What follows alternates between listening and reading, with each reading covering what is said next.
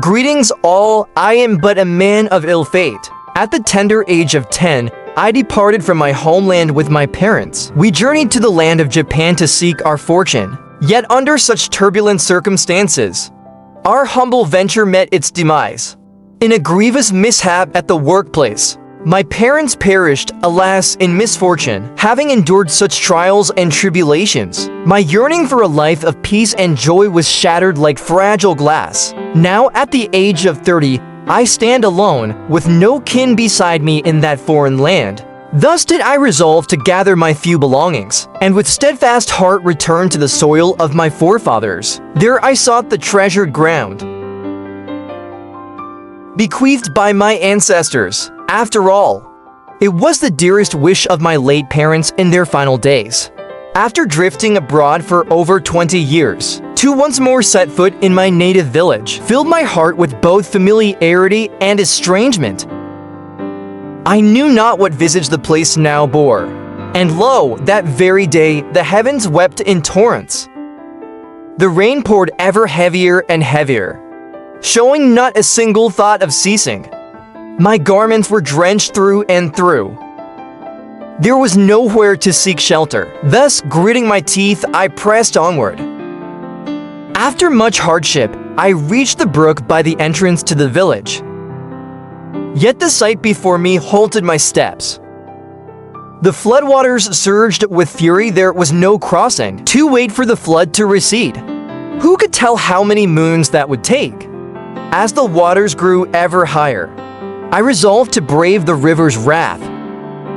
I would not perish idly here, clinging to my travel chest as a meager aid, and driven by my unyielding will to return home.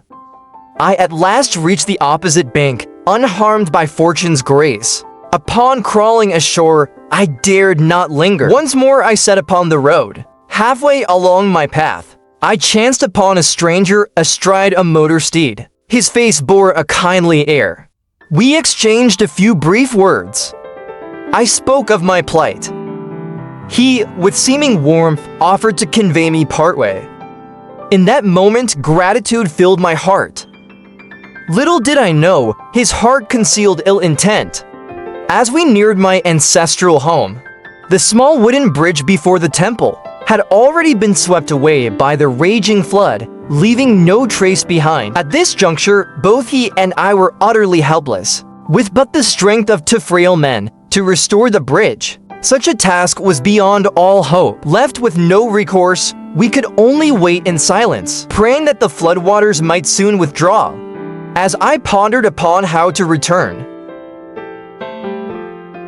that wretch's hands itched, and he dared to rummage through my travel chest. When his eyes fell upon the silver and cash within, his gaze turned avaricious. Taking advantage of a moment's inattention, he suddenly thrust me into the river's raging depths, then seized all my money and fled. Even my chest was not spared, for he hurled it into the river as well. Thus, I was left bereft, both man and fortune lost. Not until the next morn did the current bear me to the banks downstream.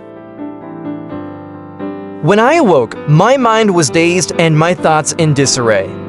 I knew not whither the waters had carried me. The moment I could stand, I searched frantically for my chest. Round and round I scoured the banks, yet not even its shadow could I behold. My heart sank into a pit of ice, for within that chest lay the entirety of my parents' life's savings and legacy.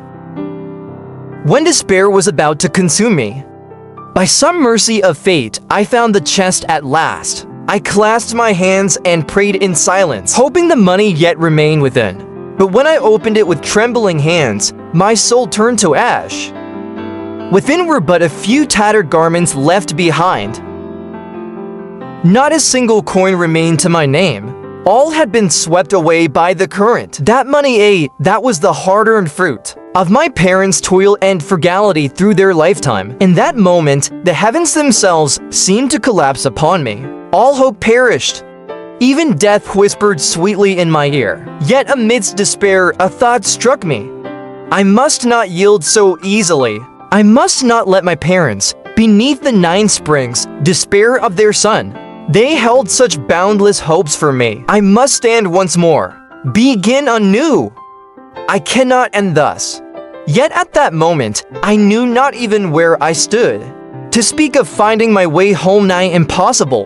Darkness clouded both eye and mind, with no other choice left to me.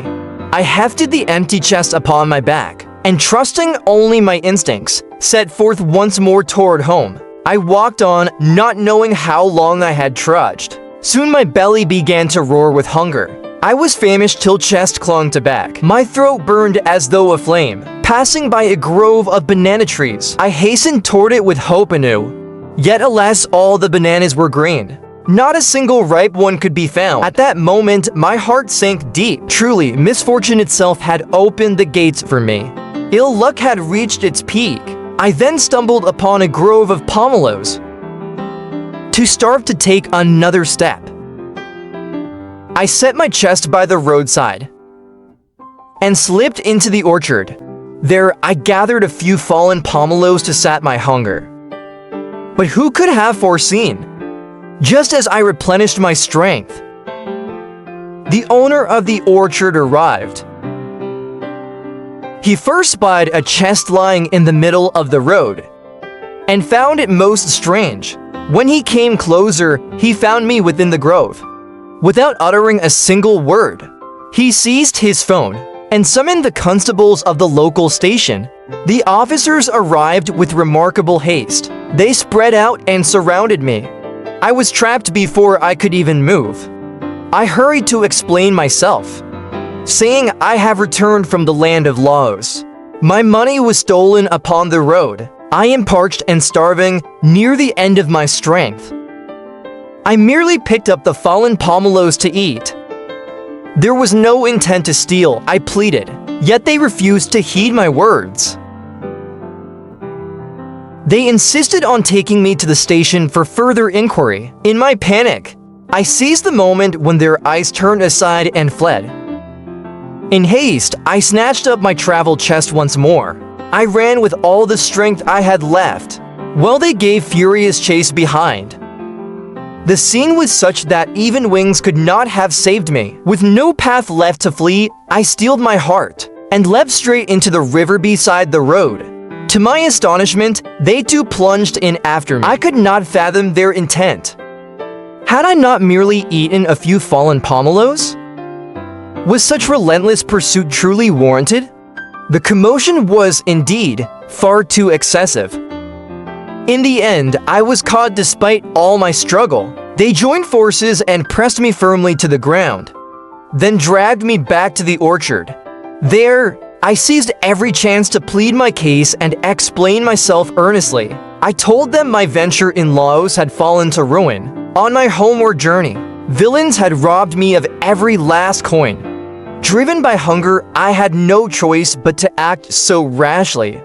Thanks be to heaven, they at last believed my words. No longer did they make things difficult for me. Before I departed, they even inquired where I intended to go. Out of kindness, they gifted me some travel fare, so that I might continue my journey home. Thus, the matter came to its close. The storm that had shadowed me finally subsided, and once again I set foot upon the path to my homeland.